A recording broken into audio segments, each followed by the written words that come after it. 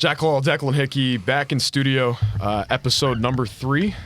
Jack, you can tell our equipment here is, and now it's in front of your face. I know. Okay, we're already going Hot off to a start. great start. Hot Great start. You can tell that's Jack off camera. Great start. Guys, I'm happy we're back. Jack, what are you looking at? You. Looking at me? Why would I look at the camera if we're in person? There's about to be a fight in this podcast. It might happen in this today. room. It might happen today. Jack, welcome back. Thanks, man. You're here 3 times a week.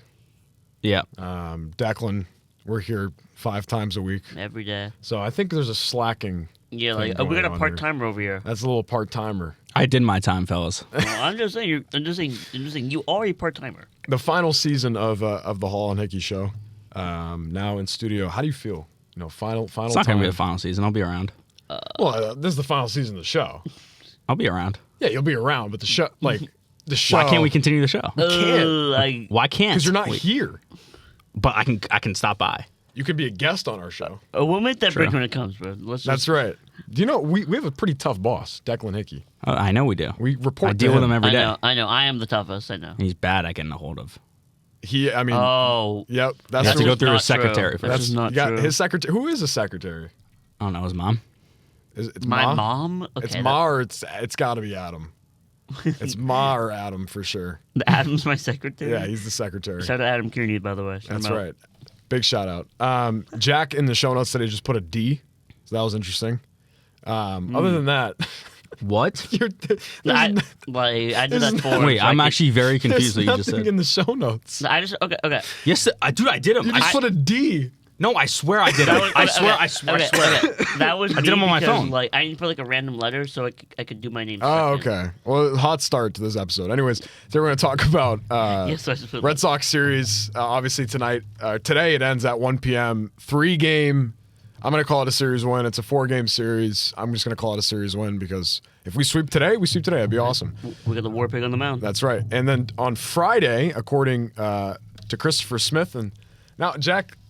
Oh, okay. Not on my screen. Okay. You guys might have saw me in Jack's angle. According to Christopher Smith on Twitter today, there was rumors about Peyton Tolley potentially coming up on Friday as they push Dustin May to Saturday. So the Piglet, one of the best pitching prospects in baseball, potentially gets a chance on Friday. I will be at Fenway Park doing some work there. So it should be a fun week lined up now at the end with the Pirates. And hopefully you take that series as well from Pittsburgh, who obviously every single season doesn't seem to want to compete. Declan, tell me about this, what you've seen out of the Orioles and the Red Sox series, or not out of the Orioles, but you know what I mean. What have you seen out of the Sox in this Orioles series coming out of the Yankees? I think it's a better way to look at the team because if you take last night, there's been so many games last night where they go down like a run and they leave a runner on the 7th or 8th and they just fall apart in the 9th inning, and it seems to me there's been some change, with the Cedar Rafaela going up and hitting a home run. I also think players more in the series are coming into their own. I don't know what's funny, but anyways, Something vibrated. Can we be adults here? okay, well, now I don't even know what I'm saying now. Talking about Rafaela's home run from yesterday. His home run, and there's been some rally from the team. I also think players come to their own. You see, a Roman Anthony having back-to-back leadoff homers, Hey, it's big now. Really coming into his power. He's been doing that. I think obviously we have to talk about Aroldis Chapman. Insane. He's got to be my a reliever of the year. Maybe get some Cy Young votes. Hey now. Now let's address the elephant in the room outside of Roman Anthony. It's Jack's blue light glasses. Jack, I mean, what do you think of this Sox team? And when you talk, make sure the microphone's pretty close to your face. Okay. Yeah. No, that Sox team's actually really fun to watch. As you guys know, prior to this year, I haven't really watched. Is this a troll, dude? No, I'm not trolling you. I'm just I haven't really very I haven't very etiquette is there today. I'm dialed. I can tell. Continue. So, as you guys know, I haven't been familiar, not familiar, but I don't really watch baseball. Tapped into the Red Sox prior to this year. This year has been different. It's been fun. It's been cool to see kind of the team rally around each other, and obviously the young guys are playing well. Unfortunately, Meyer's out for the year, but Anthony signed the extension, and now he's living up to the hype, right? Oh. I mean, Chapman, I heard a lot of people who are Red Sox fans were kind of skeptical about the signing at first. Iffy. But, I mean, he's on like a tear. Like best career season. He's almost 40, and that stare to the away dugout after he strikes out the last batter is kind of fire and aura. Yeah. But no, it's been fun. I mean, Nathaniel Lowe can hit the ball. I think honestly, like I don't know if what you guys think, but I didn't watch him a bunch on the Nationals. I don't know if he like wasn't trying on the Nationals so maybe he just like is happy to be on a winning team now. And Crochet is obviously dealing. Cy Young, I think front runner or right behind Screwball. He's up there. He's up there, sure. And so we're playing well. It's gonna be cool to see come in October. Hopefully, right now it can stay this. If we stay the course, it'll be Yankees at Fenway. I just want to say it's so interesting to me because at this point last season, they're kind of really at this point they're out of it. I mean, mid-August they had that kind of all right, let's try, and then it was just as every season went in August, went right down to the grave. And today, it was you. Yeah, it was me. Today, as we look at in 2025, this team genuinely wants to compete. And it is August 28th, the day we record this, the last day of the Orioles series. They are the best team in the wild card and about 4.5 games behind the Blue Jays in the AL East. We're out of August, which means anything that is 4.5, right? It's just 4. Just 4 now. Any radio host in this region, obviously one of the biggest regions in radio, talked about how everybody should relax. August is here. This team is done.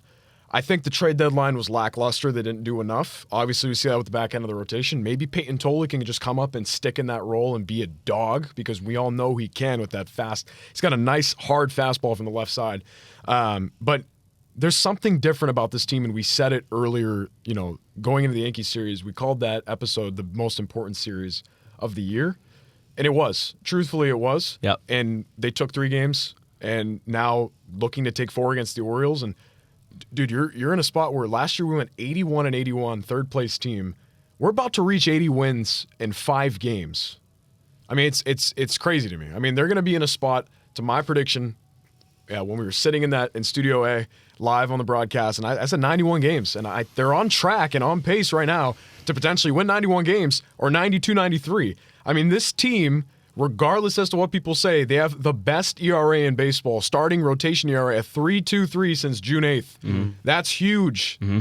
And what we've got out of Giolito, unbelievable. I mean, I thought that guy was going to be a horse 4 ERA type of guy. He'll pick you up, get you the innings, but he'll give up a ton of homers.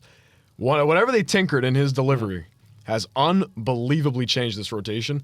And Brian Bayo, 2.99 ERA, sub-3, is exactly what we've been looking for and wanting from Bayo. Yeah, like he's like the number 2 that like people said that he couldn't be. People are like, oh, like we need a number 2. Like Brian Bayo's like not reliable. Right. I mean, he's very reliable. Like especially his like last 2 games have been like his last 7.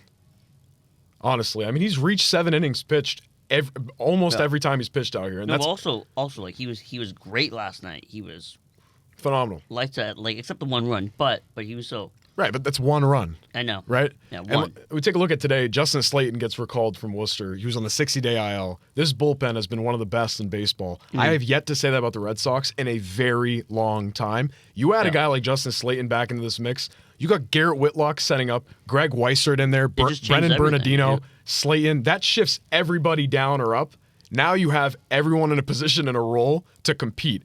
Regardless, and most of your pitchers bring you to 6 or 7 innings. This puts a smile on everybody's face. It makes you feel safe because think about it. If a pitcher gives you 7 innings, you control the game offensively. You go dip into your pen. You got Slayton, you got Whitlock, you got all these, and then you finish the game and close it out with Chapman in a close one. You can't touch this team. It makes you smile, and it makes you think in this offseason because they're going to be chasing Joe Ryan because at the deadline, there was a big what if with Joe Ryan. They go chase a guy like Joe Ryan, they're going to be competing for the next 3 seasons to 4. I mean, you get the back end of this rotation all set up.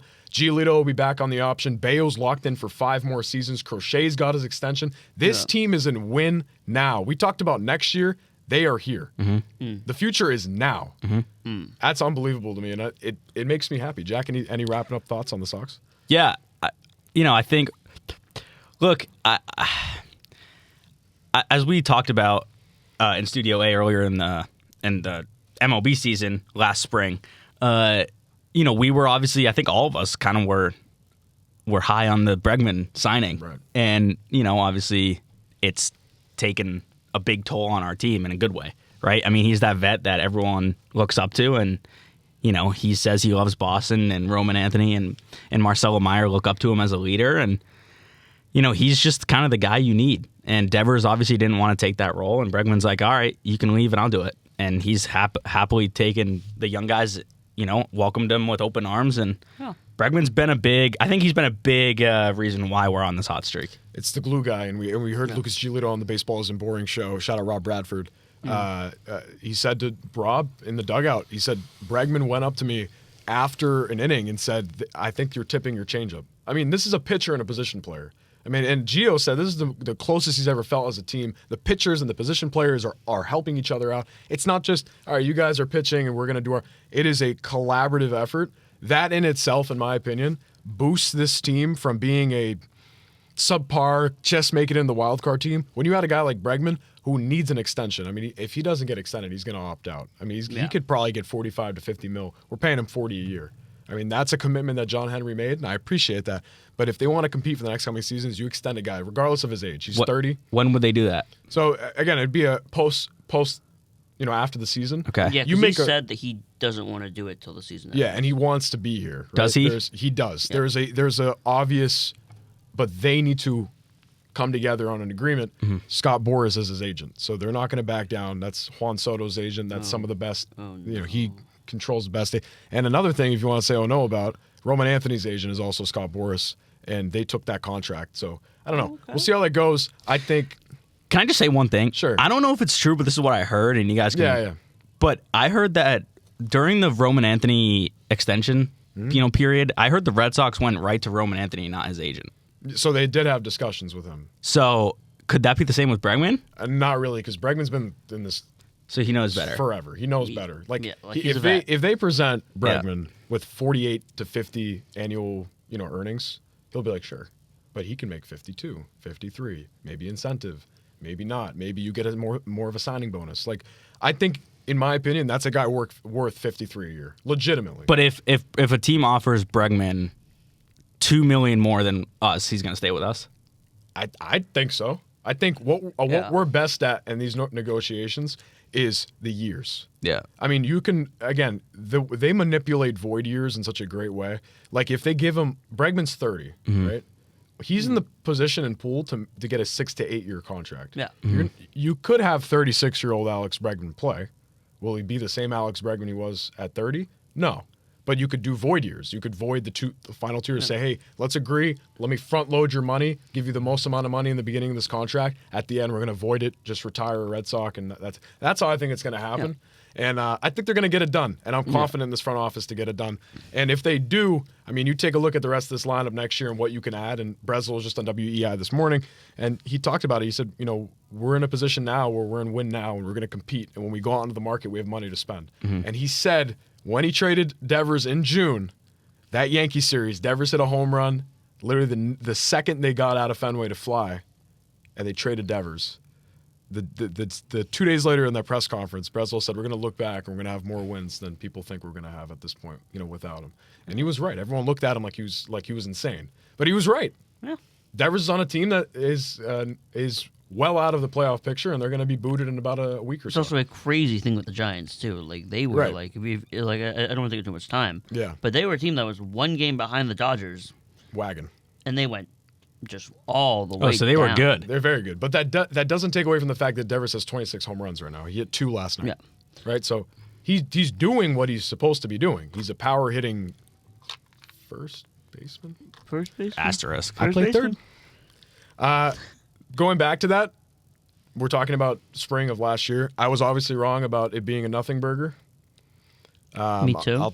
You as well. From the people I was hearing internally, that's what I thought it was. But the communication between this front office and players, not players, Rafi Devers, was pretty bad. A lot of people did think it was nothing burger, to be fair. It was. A lot of people, meaning, Jared Carrabis and the rest of Section 10 and whatever. But obviously. I think we were wrong, and I think whatever we were hearing was them kind of panicking and being like, we're fine, don't worry, but it's really not, because the fact we're that fine, but the house is like burning exactly down. but the fact that you see the way we'll move on to the Patriots in a bit, but the fact that you see the way Red Sox can take up our time here. Yeah. I mean, the this is a Patriots good are team.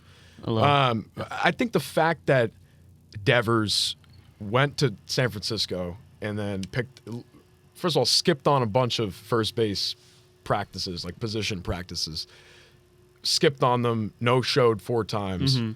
I was like, all right, well, they're going to have to deal with that because we dealt with it too. And then for him to pick up a glove at first and then be awful for 2 weeks at first, I mean, couldn't pick, made a couple picks, made an error, threw the ball over the guy's head. It's going to happen. Kyle Schwarber came to the Red Sox and we forced him to play first, and he kind of did the same thing. But but like there were those moments, remember the Rays? Exactly. I think a part of that trade, and we're revisiting for a reason because the context makes sense for what's going on with the season. I think with that trade, all the scientific bullshit that we heard, where it was like, well, the value of his contract because he's just a DH doesn't matter. The guy's going to hit you 30 homers a year, and he's going to be a power hitting demon. He's going to hit gaps and everything you want him to do. Just the attitude, and I'm going to go to Jack for this, and then I'll go to you right after. What did the attitude do for this locker room now that guy's out? I think there was more. I'm asking you more in the case of when Christian Vasquez got traded for Wilyer Abreu, by the way. Incredible trade there to the Astros. Hindsight, the locker room melted down. Bogarts was pissed. All these people were pissed. JD Martinez was mad. He was like, why did we trade Vasquez? There was more of a meltdown for Christian Vasquez getting traded to the Houston Astros than there was in this dugout and clubhouse for the Red Sox. Why do you think that is? And now, truth be told, since that trade, they are the best team in the American League since that trade, and the 3rd best team in MLB since that trade. Why do you think that is? I think Devers was just toxic. Like, he just wanted everything his way, and I think the players were just kind of fed up with it, right? I mean, I think when you have a guy like Bregman, who's obviously seen a lot and had that big thing with the Astros over those years, but it's like, I think Bregman was kind of just tired of it. And honestly, like, the young guys were like, this is not who we want to look up to, and this isn't who we want to, play for. And I think just his attitude just demoralized the locker room and just shut it down mentally. I think it wasn't as direct. Like, you know what I'm saying? Yeah. Like, it was indirect in the case of, I won't play this position for the betterment of the team. Yeah, like, it's not like he was like, he wasn't going, I want to make everything toxic and bad. It was more just I think it's more about the energy you give off in the club. I think it's more about the energy and the vibes that you give off, right, to build chemistry, especially in baseball. I think it's something that you can really read energy in the sport, and I think Devers' energy, no, terrible. So I see what you mean, and I 100% agree on that. I think the way that this clubhouse, I mean, Roman taught when they traded Devers, Roman came up. They played 8 games together. In hindsight, just think about that. We were for a year and a half. I was like, Devers and Roman Anthony, it's going to be a devious combo. Right. They played 8 games together. Right. And when they asked Roman, he was like, well, I hope he does well. And there was really no you know what I'm saying? The only person that had a connection that went deeper from an interview I saw on We Talk Sox was David Hamilton. He said Devers was my favorite teammate. He helped me out the most. I guess that's cool for him, but the rest of this team when he got traded, the rest of this team when he got traded was just like, okay, let's go win. Okay, let's figure this out. Because think about it, and I know we're diving deep into this, but it contextually makes sense. You go back to spring training. Yeah. They told Devers, all right, Bregman's going to play second. You're going to play third, right? Which I get, miscommunication there. But then they see Bregman at third, where it's his actual position. They're like, this will benefit the team defensively. Yeah. But they see an actual Gold Glover. I don't exactly. Remember, but they see an actual Gold Glover compared to a guy who's bad. And then Devers was like, all right. And then he's just hitting and he's not fielding. And then the next week he comes in, he's splitting reps with Bregman at third. And it's like, you can tell Devers was frustrated, especially after the I play third and that whole interview debacle. And people were like, the translator messed up and whatever. It was just all a mess. And in hindsight, you look at it now, you can't connect all the problems of this team to one player, but when it comes to this lineup and the way that it operates, it had to change its whole entire identity. Yep. I'm going to go to Declan on that. This team went from we need homers, line up runners in scoring position, hit homers. They still hit home runs, but take me through the situational hitting you've seen from this group. Change post Devers now into what this lineup is now, a banging lineup. Yeah, I definitely think there's been like way more moments where you've seen like there's like a rank scoring positions, but they've been so much better. Like not to the part that they're perfect. They're still like this is still a kind of team that like people like to say that they're kind of like not the greatest, but like you don't want to like mess around with them in the playoff time because like they're a team that's like quote unquote dumb, but they could be just dumb enough to beat you. But also like back to what you said about the situational hitting, there's just been like a major like improvement of in the moments, like knowing when to like bunt more, like knowing when to like move a guy over instead of like having to always go, because you don't always have to go for power. You know what I mean? I think this team's been better at like hitting in the gaps in the moments that matter. They've had like I don't know how many walk-offs recently, but it's been like they've had a lot of walk-offs. Like I know I don't know the number, but something like that. But yeah, like there's just been like a change, like as we keep saying, like since that Devers trade. I know we keep like sounding like a broken record, but like you said, it's a very important thing to mention, and I think this team is just like has really improved in the moments, and I think they really thrive on situational hitting, and they don't really have to go for the bombs. So I think now we're gonna jump into the postseason. Mm-hmm. Right? We're about a month away. We're about to get to under 30 games left in the season. Yeah, I think there's like exactly 30 or exactly 29 30 or like 29, something like that. Mm-hmm. Jack, obviously I'm going to go to you when it comes to the standings and what that's going to look like in postseason play. This team has the Pirates. They have a stretch of games that it's like the Guardians. It's a stretch of games where they're pretty easy games. They need to just do their job, win the series. Yankees are in a different place where they need to fight to stay in their position because they have a kind of a tougher end of the schedule. When it comes to the end of the season, they kind of pick up a series against the Tigers at the end. Good group, one of the best teams in the NL. Why am I bugging? AL Central. And then the Blue Jays prior to that, which are the number one team in the American League East. There is also that they do have one more Yankees series, so that will still be another. Yeah, but I'm just saying. I'm not going to take that with a grain of salt, but at the same time, it depends on. But there's only like a half game. Right, like behind us. But I'm saying hopefully you'd hope in the perfect world that they trail and they kind of give up some games. And that's what I'm saying. Yeah. I want to ask you, Jack. Obviously I believe, and I think it's collective thinking that we're going to hold that number one wild card spot, and we're just going to hold on to it, and we might flip with the Yankees like for a series or two, but then flip right back. What would a wild card series at Fenway Park against the Yankees mean to this team and the start of the postseason? I mean, it means everything. Right, I mean, your rival at home at night in the wild card. I mean, we've seen it before. We've seen what happened. I just got chills, like legitimately. Like again, 2021. Like Duran has said in many times in interviews this season. So has Rafaela. Like when this place is rocking, there's nothing like it. Right, I mean, and they want to play player baseball, like they said. Yeah, exactly. They want to play fall baseball, and that's why people come to the Red Sox. And I think that's what everyone wants. I think that's literally what all like this team is dreaming. I just give me the Yankees in the wild card. I truly think. I mean, you said literally calling back to spring. You said this in the spring. You were like, if that place gets rocking, I said it. Yeah. There's no place like Fenway Park in the late fall. But there's nothing that another team. It's can also do. just like I think like people just like even like now they're like there's so many games that are getting like sold out because people just want to see them in the playoffs. They're hungry. It's like. People don't even necessarily want to see them like win that much. They just want to see them just in the playoffs because it's been 4 years and people just want to. Once you get to that first round, though, and I'm saying if you get set up and you're playing the Yankees at home, I mean, the energy is just crazy. To me, and I went to the wild card series. To me, that team, the Yankees again, they like to use right field, right? I talked about this in the last episode. They like to bang home runs. That's their thing. This team in a series where they're going to face Crochet, Bayo, and Giolito in a row. 1, 2, 3. Yeah. 1, 2, 3. Yep. And if they even get to 3. Right. I mean, they're at Fenway Park, right, to open. I mean, there's nothing they can do. I mean, it's like you walk in there, and the Phillies, they took our motto of Red October because they've made the playoffs a lot.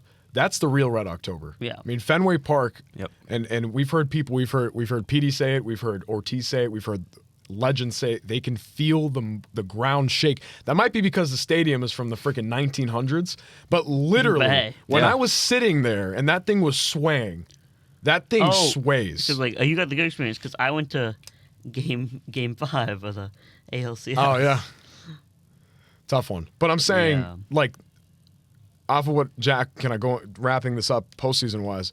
If they make it and that's the first round, and they're gonna book it in 2 games, they'll win that series in 2 games.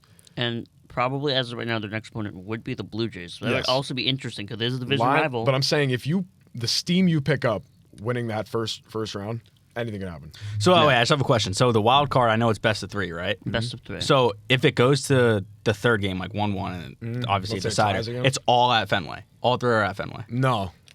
No, Yeah? No. no. First That's not game, how it works? First game, second game. Yeah. First game. 1-1-1. I'm pretty sure it goes. Okay. First game at Fenway, second game at Yankees. Yankee Stadium. Gotcha. Third Okay. game at Fenway. Gotcha. If needed. Okay. But again, I'm pretty sure. we've been so I think. we've done so well at Yankee Stadium that it's like I don't even care if but the first game's the biggest one to get. And if you're at home field, Red October, Yeah. doesn't beat it.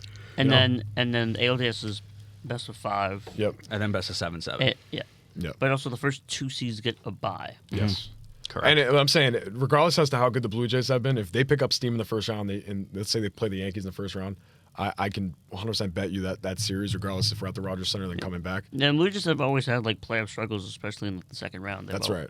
They've had like year after year after year, they've So- always lost. Anything is possible. It's just the steam here in September needs to keep up for a week and a half minimum if they just want to lock their spot. Yeah. But I'd say the way that they're moving, nothing's stopping this team from continuing. And if we see Peyton Tolley this Friday and he locks that 4th starter role, and he's got a power fastball, he's got a repertoire. This guy was drafted a year ago. You don't see this from pitching prospects. He's from TCU. He's a horned frog. You understand? This guy's got a mustache. Shout them He's frogs. 6'5". He's a hoss, as Rich Keefe would say on WEI. An absolute hoss. And to wrap it all up, hopefully he starts this Friday, according to Christopher Smith. That might open his spot up.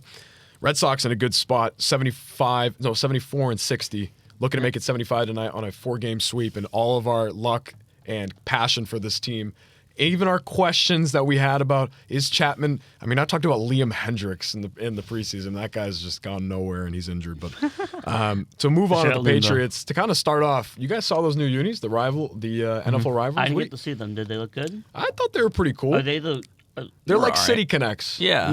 They were Are all they, right. like, what's the color? It's like they're kind of going and modeling after a nor'eastern, like a It's like a lighter blue. Yeah, like a but winter not too light storm. blue. Oh, I see. Yeah, Like, the font's pretty cool. They got white caps It got on. leaked, I think, before. Yeah, it did. I think I've seen It looks good though. I mean, again, they're trying something new. It reminds me of a certain school Yeah, that's right. of like UNC. It got some UNC vibes, is it not? Yeah, I mean, the blue's not that close. It's not like Carolina blue. No. No. I think they're just. It's just a lighter navy. I think they're just saying, "Hey, Bill, we see what you're doing with your 16-year-old girlfriend. Let's continue to." By the way, UNC is going to be ass this year. You really believe that? Yeah. I don't think I think it's going to be a I Colorado don't think thing. they'll be ass. I think they'll be decent. I think it's like unbelievable how I saw a tweet earlier today that I don't know who it was from, but Belichick Jordan Hudson The gold digger thing. trademarked Hey. Gold Digger, and they're gonna make merch. Don't say her name too much. You Can might we hear talk? this. She might appear.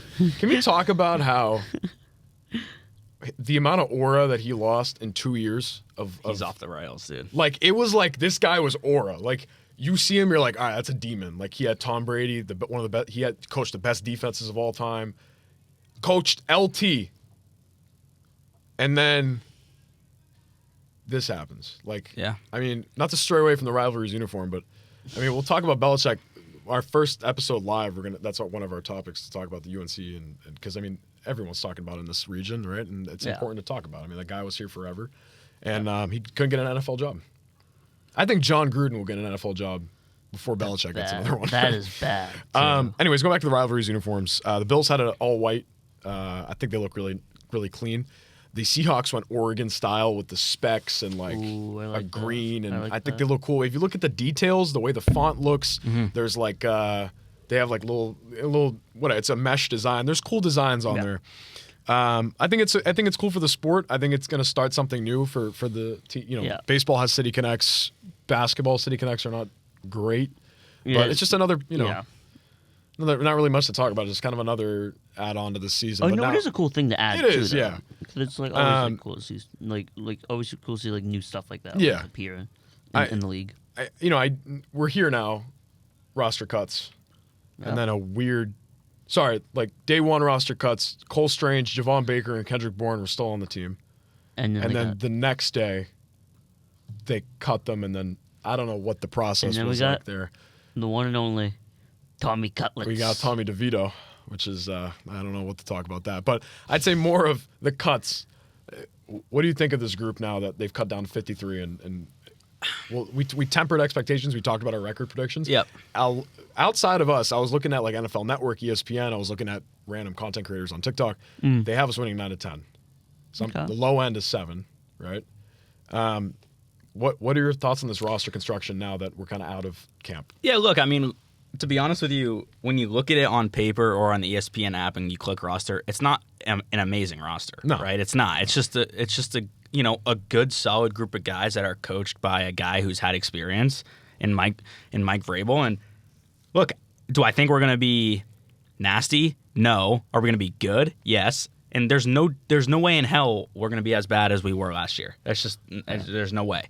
So I'm excited, right? But I think we can be excited, but not have so many high Temper your expectations. Exactly. Like just kind of see what we can do with this first year with Mike. Yeah. But the roster, I mean, look, Drake May, he's been struggling. Obviously it's preseason. Anything can happen. I'm not too worried because obviously we see what he can do. He's good, right? But yeah, I mean, that's weird, right? You don't cut them the first day, you cut them the second day. It was weird. It's and a then, weird and situation. Then Phil Perry, or I can't remember who asked him, but they were like, what do you want? What happened with the cut, or like why was this the next day, and he kind of just gave a Vrabel answer of like, I don't know what you're talking about, what right? you're referring to, and then Kendrick Bourne, he said the girlfriend thing where he's like, you get into a relationship, your girlfriend wants to break up with you, and then you say back to the girlfriend, I don't want to be with you either. So there was more of a Bourne, the IL'd Bourne, or not IL'd, IR'd Bourne, and they were like, all right, you'll come in, there might be a spot for you. Bourne's a competitor, I get it. He didn't really want to be tucked in a depth chart. He kind of wants to be a third or second piece. Didn't want to get the Jalen Polk treatment. That's right. Polk obviously got IR'd, and it wasn't official news. Phantom IR. Right? And then, whatever. But it's a little strange. You look back now at the last 3 draft classes, and you've retained Drake May and Marcus Jones in 3 draft classes. Yeah. Last 3? And yeah, last 3. And Caden Wallace. Is Gonzo? No, was he last? Oh, yeah. Gonzo, May, Caden Wallace, and Marcus Jones. And we'll see what the rest of this draft is for this year. Elliott Wolf has been unbelievably awful.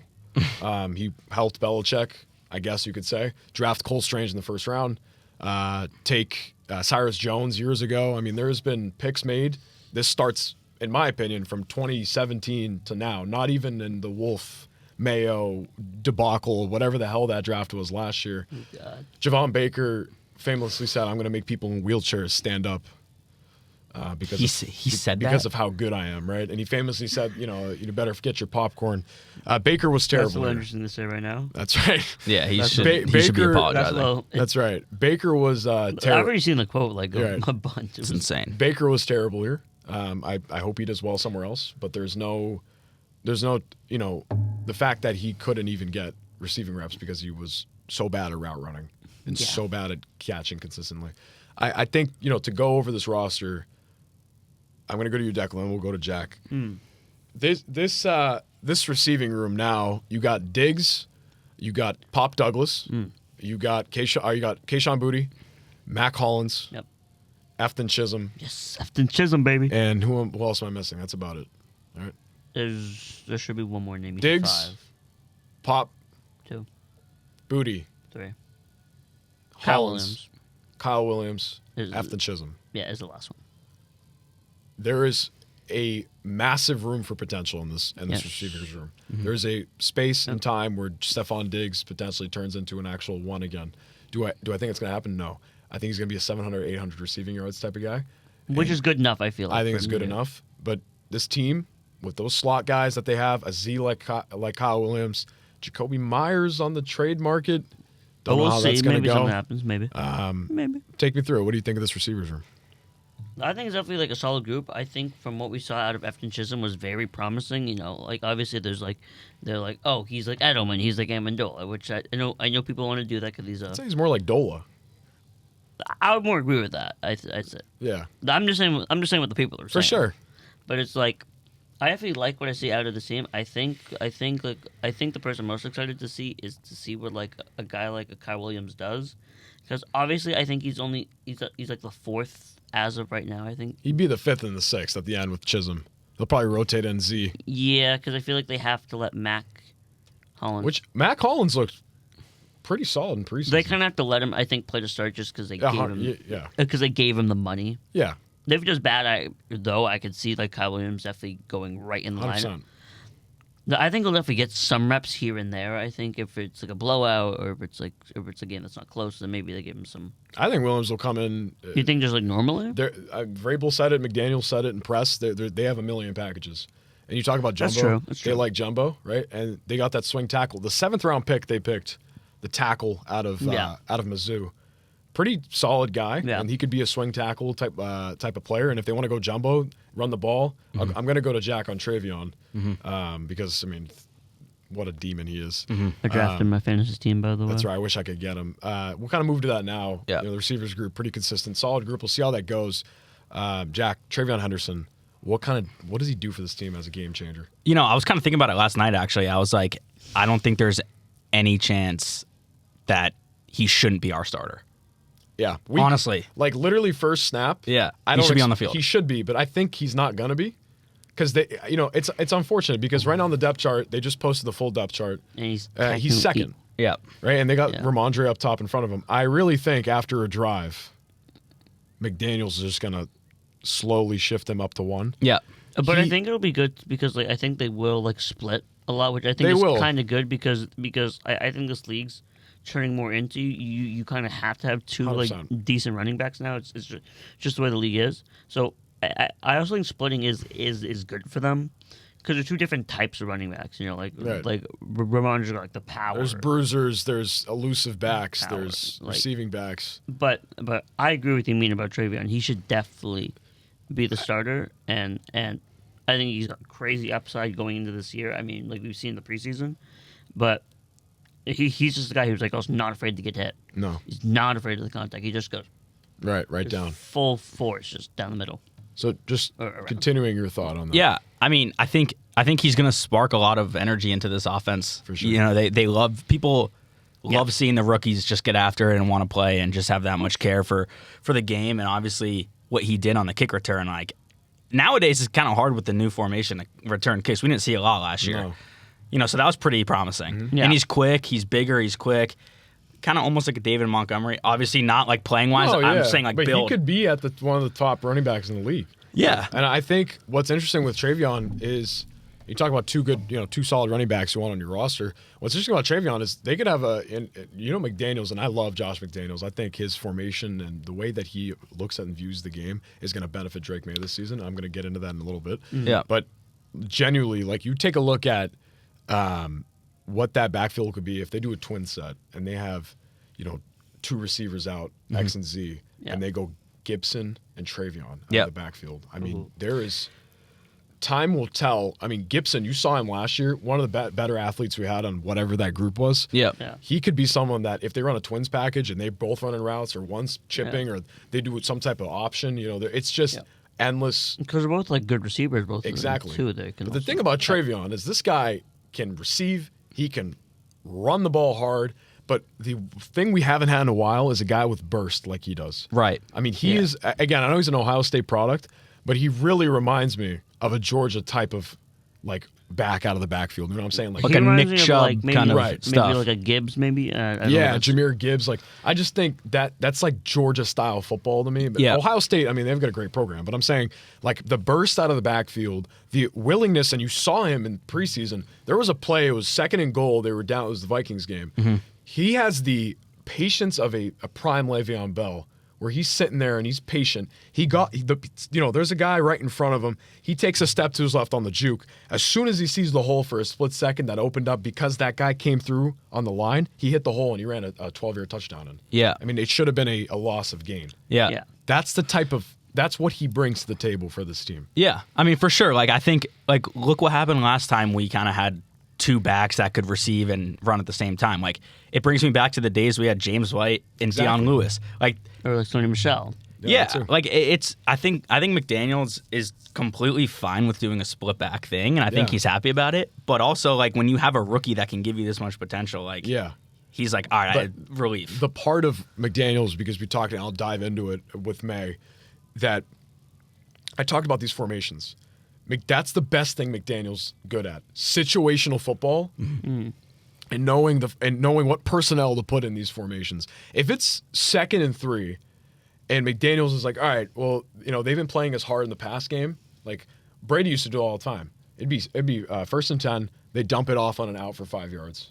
2nd and 5. They're going to run a stretch play or a toss or a crack toss because McDaniels loves the crack toss. It's such a simple play. You chip that guy off the edge, get your fast back on the outside, get the first down. McDaniels is going to play that way, and May's going to like that because last year it seemed like May was playing hero ball. Yeah. Right? That West Coast style offense is hero ball. If it's 3rd and long because you just set yourself up for 3rd and long because you didn't run the ball. You also kind of have to. Exactly. But I'm saying you didn't run the ball or get chunk yardage or because this line was terrible, the personnel was terrible. Yeah. You had to play hero ball. That's why all these picks happened. That's why you threw the ball downfield so much. May's going to have to change that play style a little bit. I'm sure he's going to show off his athleticism this year. But with McDaniels, it's going to be 2nd and 3, and he's going to say, okay, here, we're gonna hand this off to TreVeyon. He's gonna get us 15 instead of let's pass for a first down here. Like there's the situational play calling and formation is gonna be extremely different from last year. And you're gonna see Matt Collins come in and he's gonna run a stretch and he's gonna come down with the ball if he's guarded by 2 people. He's a big guy. They're gonna play to their strengths. I'm extremely confident in that. I think week 1 you're gonna see that. But also, sorry, Declan, I'm gonna say one more thing. The last thing about like what I want to say about the offense is, unlike having a stud or like a surefire guy who can get you yards receiving. Like Brady there was a point in time where Edelman was his guy on 3rd and long, or like Gronk, he would just feed him. Like, I think it's just going to be like you're going to see different things out of different guys all year. Exactly. Like, I think Matt Collins is going to have a good game, and then you're going to have Diggs, and then Pop have a good game, and then like another guy. Like, you know what I'm saying? Like, I think it's just going to be a team effort. Spread the wealth. Right, exactly. That's what Brady did. Like Diggs is going to catch 1 touchdown. Right. Mac is going to get. They're going to run it, and then Henry. Right, exactly. There is a actual identity, and it gets you excited because it's like, again, I don't think McDaniels is going to do the same play calls he had with Brady, where it's like pocket presence and all that. I think May's going to be sitting in the pocket a little bit more. But when you have a guy like May in an offense that runs vertically like McDaniels, it's unbelievable. I have to temper my expectation, but at the same time, May in that offensive style is going to be extremely good. Yeah. And I think if it's 2nd and 10 and you kind of muff the pass on the first, and they're going to go pass again because they see something in he likes mesh plays and concepts like that. I think May's going to be the type of guy. He's going to sit in the pocket. He's going to fish hook right out, take 2 steps right off that front foot, lay one on Hunter Henry for 25, 30 yards, and just get upfield. Like there's a way that they're going to play that's going to keep them in games. Yep. And I'm going to say that now. I'm going to wholeheartedly, confidently say that because this offense has been stalling for years. I think with this change in personnel, and they have the right fits at personnel, and the way McDaniel's going to run his offense, time will tell, but I think all of us are confident and excited to see what this offense can be like. I'm going to go move on to the defense now. I think this team is not running in between. You got your front of the line, you got your defensive tackles, your edge rushers, your linebackers and corners. I think the middle part of that, the sandwich in the middle, which is your linebackers, this defense is not going to run through linebackers, and we can tell that. There's 4 of them on the roster. I think the way that Terrell Williams is approaching this as a defensive coordinator is we got guys up front. We got Milton Williams, Christian Barmore, Keon White, Harold Landry, to see what we can get out of him. Yeah. I think realistically this team's going to be a hard-nosed, rushing the quarterback type of team with a secondary that can defend any receivers in this league. Yeah. With Christian Gonzalez taking your 1 and Carlton Davis taking your 2. Yeah. Marcus Jones can now play the slot. Yep. He is an agile guy. You look at your safeties, you got Jalen Hawkins, who played really well last year, and the return of Jabril Peppers somehow, because Saul Goodman, I guess, is his lawyer. But this defense, again, time will tell, but they're not going to play through the linebackers. Robert Spillane, an athletic guy, can make some tackles. Christian Ellis just got a contract. 2 guys that I'm not high on. But you look at up front, if up front can rush the passer and the passer has to throw a ball downfield to Christian Gonzalez. The linebackers look good. That's right. Christian Gonzalez and Carlton Davis down there. Time will tell. Declan, what do you about this defense? Yeah, like this defense, I think they really have built it around the front 4 or front 5 that you can run.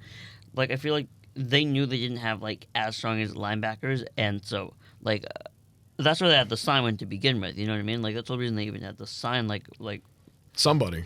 like a guy like Spillane, because there was just a gap, from that's just been there for like it's also a gap that's been there for years. Yeah, I mean, Jawan Bentley was great, right? But he obviously has not been signed by a team, and they cut him for a reason. I think he's got a really terrible injury that's going to force him to retire. Yeah, unfortunately. But yeah, like the secondary, like I was probably like the signing I liked the most was probably the Carlton Davis III sign. Like I think because obviously the Milton Williams and he's got the big like bag, but I think that was the most like exciting move that I think they made, because it really bolsters this like secondary, because before it was a good secondary, but now like this could be like a top 10 secondary, or like something that's like top 5. It's like a pitching rotation where you have, let's say, like the 3 guys that the Red Sox have right now: Crochet, Bayo, and Giolito. Right? Yeah. Mm-hmm. Now, if you add a guy like Joe Ryan, meaning you add a guy like Carlton Davis, you add that guy, that pushes your corners down. Yeah. So now you can actually play Marcus Jones in the slot, where he's really good at.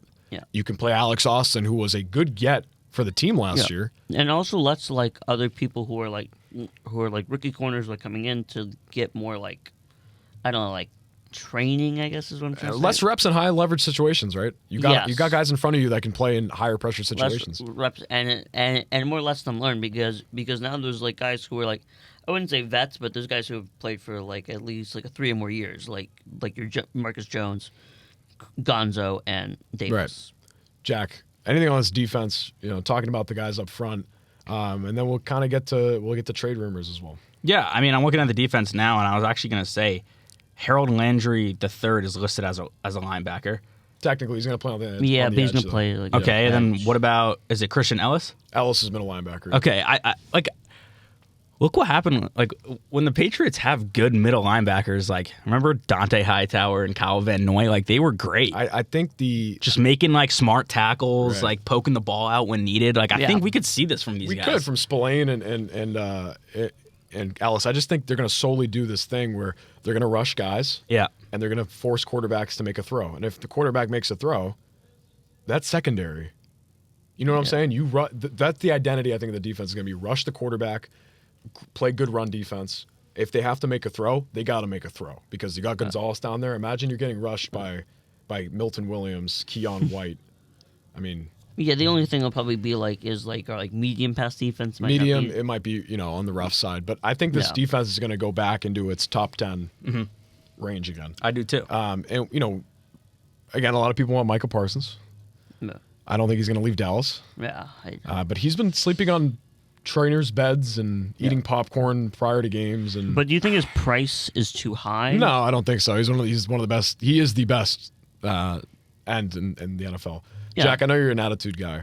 Yeah. It bothers me. Yeah. Like, why can't you just be good and be classy? Right. Like, you're in the National Football League. Thank you, Roman Anthony, by the way. Right. Like, but hold on. Okay. But you're like the epitome of what any D end like wants aspires to be. Right. Like you are Micah. You are one of the best defensive players in the game, if not the best. Right. And you're like making a whole fuss at practice. You're showing up in like slides. You're sleeping on trainers' beds. It's like, dude, what are we doing? Like, can we just like? That's not what teams are interested in. I also think it's a part of. It just bothers me. 100%. I also think it's a part of the Jerry Jones Cowboys experience. Mm-hmm. I was going to say that too, because it's like, to be fair to Micah, Jerry Jones could have paid him and then just didn't, and they're kind of like lowballing him. Well, he's a loser. Jerry Jones is a loser. Well, but like he's on his way out. But like, obviously, he's gonna die tomorrow. Obviously, oh my god. Obviously, edit that out. Obviously, like Micah's personality might not be the best way to do it, but I think you just have a valid point for being mad and upset, because Jerry Jones is just. He's just always terrible contracts. Like why is it only the Cowboys you hear about? It's always the Cowboys you hear about have like the big contract. Like whether before when it was Zeke, big deal. It was like blah blah blah blah blah back and forth. When it was Dak, blah blah blah back and forth. It happens every time. It's always the Cowboys. I also, and Jack, I think you agree with me on this. Like I don't understand the consensus in the National Football League when it comes to the reports and just media in general. I'm never big on Dallas. Never. What do you mean? I'm never big on them. I never think they're going to compete. there's too much drama. They can make the wild Hey, card. that year though, they were mad good though. Sure, but I'm saying they could win 14 regular season games, right? It still wouldn't move me. Like they did that season. No, it doesn't. They're a team that Like doesn't they make you did do nervous. that. It doesn't move me. Like they did exactly. Like the Eagles that are like, okay, season. this is the year for the Eagles. That's right. last year. But I'm saying with Dak, I'm not a killer instinct guy. I'm not like, oh, you need killer instinct. Like Tatum doesn't have killer instinct, right? Like he's not like the killer. Like I'm very like Matt. He's like a classy. Like Tatum's a classy dude and just really good. and is just really good at basketball. Right. And people are like, oh, but SGA has aura. Like it's the same type of situation where it's like Dak is Dak. He's just a guy, and he doesn't seem to have that like want to get like Tatum at least had a goal in mind to win a championship, and he's going to have another one. But I'm saying this group of people these quarterbacks, I include Justin Herbert in there. Like Justin Herbert can win. They haven't made the playoffs, but I'm saying Justin Herbert can win 13 games and he wouldn't move me. He's a great quarterback. Yeah. I just think in the playoffs, those type of quarterbacks, and again, May is molding himself into a athletic guy that's quiet and classy. But if he moves in that direction, it's like Jalen Hurts vibes, you know? It's just like, I mean, again, I'm not a professional Do you want athlete. me to do the quotes that Jalen Hurts does as well? That's right. Yeah. I'm not a professional athlete. I never have experienced being close to anything like that. Like, so obviously, when you're a professional athlete, there's a lot of like, okay, I understand you can be like, I'm the man. I'm one of the best defensive players in the National Football League. Yeah. I understand that, but like, Yeah. I'm not sitting here and to say, oh, athletes should be role models. That's not what I'm saying. What I'm saying is just like, I think there's just you just got to hold yourself accountable and just like behave the right way. Like, honestly, like if Michael Parsons is like, I want to get paid, I don't understand what goes through his mind saying, oh, sleeping on a trainer bench is really going to make a team want to pay me. Like, dude, that's actually going to like reverse your odds of getting signed. You know what I'm saying? It's like, 100%. it doesn't make any sense. I think with Mike, I when I heard the news that he was gonna he wants to be on the block, I was like, I mean, that's the type of guy you give up your first, your second, and another player for. And you want to know who? Not only are they brothers, but two guys I really give props to on the defense who never caused any trouble with their team are the Watt brothers. Yeah. They just went out there and played. Yeah. Like JJ just was like, I'm just gonna play. Even the Texans were awful. He's like, I'm just gonna play. Yeah. I love football. And TJ's doing that now with Pittsburgh. Right. Pittsburgh is who knows where Pittsburgh is going. I think again, I think he's gonna stay with the Cowboys. I think he'll get a contract there. It's just the Jerry Jones experience. But at the end of the day, I think if this team's gonna make a trade, I don't see it. It was likely for me a week ago. I don't think it's likely anymore. They're talking. I mean, you heard, the guys in the front office. They were talking to the media. They're like, "We'll do anything to make this team better." Elliot Wolf was like, "I'll send a first and second, whatever." But again, like, we're past that now. I think we're at roster construction, and Jerry Jones and Kraft hate each other. Like they're not gonna. Yeah, they're not gonna make anything. I think that.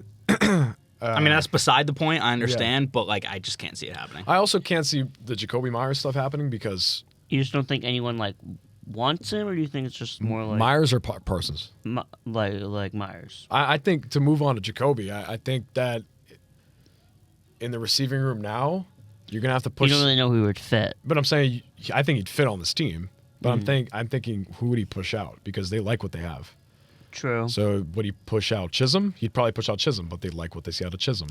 I honestly, anyone can tell me all they want. I don't see Brady trading Myers. Honestly, I think he's like really. I could good, maybe actually. see if it's like I could maybe see him as maybe kind of a deadline thing. But potentially, yeah. I think yards after catch for him's always been an issue. Yeah, because like I don't know how good this Raiders team's going to be. Yeah, but I think yards after catch for him has always been an issue. So but like we know how to. It's like he's a vertical type of receiver. He can play up the field. Yeah. But I think to be towards the end of this, I think Chisholm for me the big eye opener. Again, it was like I was laughing about it for weeks. I was like, this guy is just another white receiver that fans want because we had so many Madden create a player with 99 everything and a dark visor. But the fact that in the first week of rookie minicamp, Josh Videos gave Efton Chisholm Danny Amendola tape to watch, I was like, all right, that opened my eyes a little bit. You don't just do that to a random guy. You don't just give – we've had the Braxton Berrioses and the Gunnar Oshenskis. The Chris Hogans. The Chris Hogans. Hogan was good his first year. He matched – it's crazy about Chris Hogan is that in the AFC Championship game, Jack, he had the same stat line as Julio Jones in the NFC Championship game. I know. Chris Hogan was great. No, but just think about that. I mean, that was a lacrosse player. Yes. Yeah, his intro was like Chris Hogan, Penn State lacrosse. That's the talent. Yeah, a guy who was cut by the Bills and no one thought he was going to be like. That's anything. the effing talent that Belichick brought in for Tom Brady towards the end of his tenure Yes. in the 2010s, which is incredible to me. But you don't just give Danny Amendola tape, one of the best slot receivers we've had in the history of our team, No. to anybody. And when he gave it to him, and then I saw him in an actual game play, I'm like, that guy looks like Danny Amendola. It's Yeah, like a just big, like a more physical. Because like Edelman was physical, but he was not as shifty, fast. Like Edelman's route running was unbelievable, right? But like Amendola had this thing, you know. I don't know how to explain it. It was like it's more of the route running was crisp, but he was shiftier. He got in space. He's more of like a technical, like, better in side space, to him. you know. Edelman really couldn't get to the end zone in space. Yeah. You know. Yeah. But I think with this receiving core, and to kind of wrap it up on that, Chisholm's going to be great on the back end. We saw Kyle Williams route running in the preseason. Hopefully he carries that on, and I'm sure he will. He's a guy that I'm confident in, and I really like Washington State. I love where he's from. It's just a great program, and I really like that place, Wazoo. And you know the rest of this receiving core, we'll see what happens. I mean, we know what we have in Douglas, and he's primed for a big year. Yeah. You play in McDaniel's offense, you get in that slot, you can be in a 700 Shorter, faster. 700, 800 yard type of season for him. You know, maybe I think 1K. 1K to Diggs or him, you know, depends on who it is. But we talk about spreading the wealth. Who knows if someone will get to 1K? Yeah. I know somebody that's going to get past 1K is TreVeyon Henderson. Yeah. I think he'll be in that. I think he's great. I think He also- really do. That He's was the also hit. definitely getting some more kick return touchdowns. Oh, yeah. this year. And I For can't sure. I can't stand Ohio State players, but I'm high on It makes TreVeyon me Henderson. cheese when we're just cheesing thinking about him because legitimately, and you've heard him talk. I mean, big man of faith, you know, that type of person. But it's like he is just football. Like. Yeah. We've had a lot His of his head coach is Ohio State. Like but his head is screwed on. Is like, you know what I'm saying? Like he's all there. He's just here and he's ready to go. Yeah. No And drama, I nothing. think that's the second round pick because Luther Burden was available, and I was like, oh, we could have taken Luther Burden. Yeah, I did. And really then when want I to. when I went on Twitter and like reporters were posting film and tape on him, like actual tape, not like highlights. Yeah. I was like, all right, this guy's burst. Like, you know. Yeah. But the other thing is like I'm not comparing talent wise because we haven't seen much from Henderson, but it's like Vrabel in Tennessee had Derrick Henry, so I feel like he wanted a running back he Somebody can like trust that. and like just like here, get us yards. Also, we can go over an hour. We're fine here. But I'm saying I think with TreVeyon, which is going to be interesting to watch, is like that guy in that offense and again we talked about Ohio State, the connection with Vrabel and all that. I think looking back, we talk about in May when the draft happened. We talked about the draft and we gave our grade and we talked about like the team, who we took and what did we like. Our two guys that me and you agreed on, and our dog that's going to be playing center. I think we've hit on those two guys, and it's happy. I'm happy to see that. And again, Will Campbell is someone that is going to play left tackle. Yeah. He's been great in run. Pass has been like average, which is kind of what we expected. I think he's going to be a serviceable guy at tackle, and regardless as to where he was picked, I think this line has a chance to be good, right? Better than last season. There's room to improve. But Still the left guard. That's right. Still it's a hole, you know, and Garrett Bradbury's, you know, I don't think he's the answer. I think that's why they're going to shift. Why am I forgetting the guy we drafted out of Georgia? I know who The you're center. talking about. Why am I too. forgetting his name? I keep This calling year? him. I keep calling him our guy. Yeah, what was his name? Why am I forgetting too? We're all forgetting his name. Georgia fan over here. I'm just joking. No, Jared no. Wilson. Jared Wilson. Dog. That's his name. Dog. Right? And we talked about you watch a lot of Georgia games because you like Georgia. I saw a lot of Georgia games and I'm like, who's this guy playing center? Because this guy playing center at Georgia played guard and played tackle. They breed He O-linemen. played everywhere. And I was like, who is this guy? Because I know a guy that played here for a long time by the name of David Andrews. Yeah. Right? Yeah. Another Bulldog. Yeah. And I'm like, all right, David Andrews obviously didn't touch tackle or guard, but Wilson's versatility. And again, played at guard in the preseason. They kind of missed him or matched him there. I think he's going to start at left guard week 1. I think Garrett Bradbury is going to be a mess at center. I think what's going to happen is they're going to have to open up that guard spot and move Wilson to center because that's one of my favorite picks of the draft. I think they hit big on Jared Wilson. And time will tell, but I think that left side, again, it's a rookie left side with Campbell and Wilson, but if they can hold things down for May in week 1 and they want to figure out something else like guard if they don't want Wilson there, I think that's a big, big hit for them.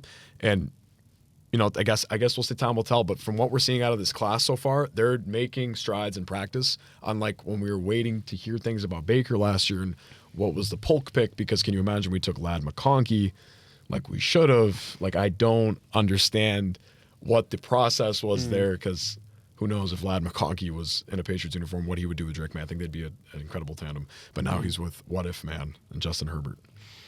Well, Social media man. Social media man. Well, I think that's all we got for today. It was a good episode. Brand new branding, brand new everything for season Brand 2. new part.